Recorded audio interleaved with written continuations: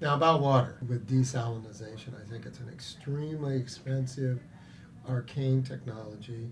I think it's our last resort. It may be that in a few places like San Diego it's worth doing. Up here, it's absurd. No, we don't. But LA, Because LA is even incredible. LA, even LA. Why? There's- Just let it decline? No, there's so much water.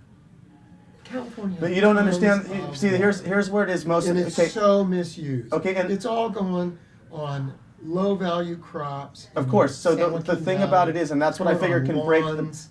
It's going down the sewer because the pipes leak. But it doesn't eliminate the economic stranglehold that one company holds. That they have the only distribution and supply chain of water to an area that's a desert, and they hold it like over your head at all times of how much the rates are, what your usage is, and the only battle to that in Southern California, and besides the amount of lack of water in your inner city, becomes almost squalor. In downtown San Diego, the homeless problems and things like that, the sidewalks are now becoming infestation problems. You're starting to see inner city squalor like we have, that hasn't been around because of the reduction of water use and the cleaning of our actual city. So the only thing I can see to battle the major companies' rights to have the price fixing abilities that they have, and to also provide a more cleanly environment for the inner cities, and to create more projects out there, like more farm projects, move on to allowing more people with subsidized water who want to get into farming, start providing more food to the inner cities that's grown more locally in our farms, and subsidized with our water will allow cheaper products and real produce into the inner cities to allow to start feeding the minds and the bodies of like inner city children that are eating like macaroni and cheese and hot dogs and all this crap now, really to being able to get subsidized food in by allowing the major gold of water to come back into the farming system will allow for such an opening of industry in California that it seems like the only way to battle the big corporations and their stranglehold and provide a whole nother flow of production of something we really need, like organic farming and things like that in our own state of produce. I just think the quantity you can generate from desalinization is going to be so small compared to what we already have in the system. So it's much more about using what we have in the system better. And we use it so bad, still very badly. Okay, but what And about in it? San Diego, there's probably quite a bit of conservation, but there's a lot of rich people who are still watering their lawns. Of course, and of course. Parking strips and crap like that shouldn't be done.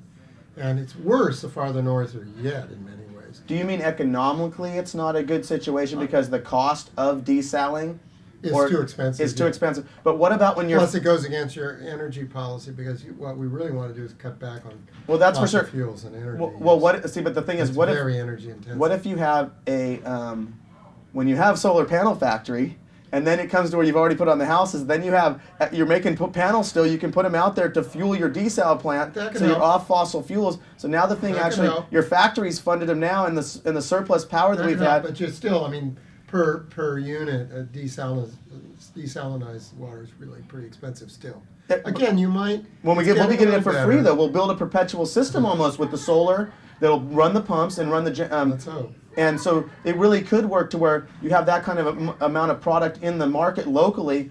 Again, I think in San Diego, in where you really got a difficult water situation, and you've got a lot of sunshine, you're right on the coast, you might pull it off. But I think even for LA, it's a mistake because LA still has plenty of water. Okay, but what about, like I read in one of your, I think it was your class, I read Mark Reisner's book, Cadillac Desert. And then his next one, I read after that recently, A Dangerous Place, I think it's called. His later book. His later book. And it breaks down, the possibility of earthquake destroying the Central Valley Aquifer and the dam systems we have without desalination set up already in Southern California. That's a desert in a day. And like the reality of there is enough in the system, but the system sucks. And it's like 50 years old, and it doesn't have the capacity to handle the kind of things that we're dealing with now on a structural basis, and the demand for it to be our only line of support coming in. Okay, but I would recommend, look, you're talking about investment in desalinization. Public investment, right? Into solar panel factories that then the profit goes and also into that. You're going to have to build desal plants too, so that's a public investment. But, I wed that with more public investment in the infrastructure of water storage, water delivery, that's very old and creaky. Just what you were saying. A lot of it's old and creaky and leaky. You got the desal idea to generate more supply, but you also got to use the supply you got better, and that means it means conservation in the physical sense, which is low flow toilets, pipes that don't leak, reservoirs that don't leak, and so on. And also, of course, changing habits, because there's still lots of people who waste water. You're talking fundamentally about public investment in public goods, water, electricity. These are public goods, right, that have been privatized or semi-privatized, and you want to make them public again. So I think you've got a great line there. And I also think you're talking about investment.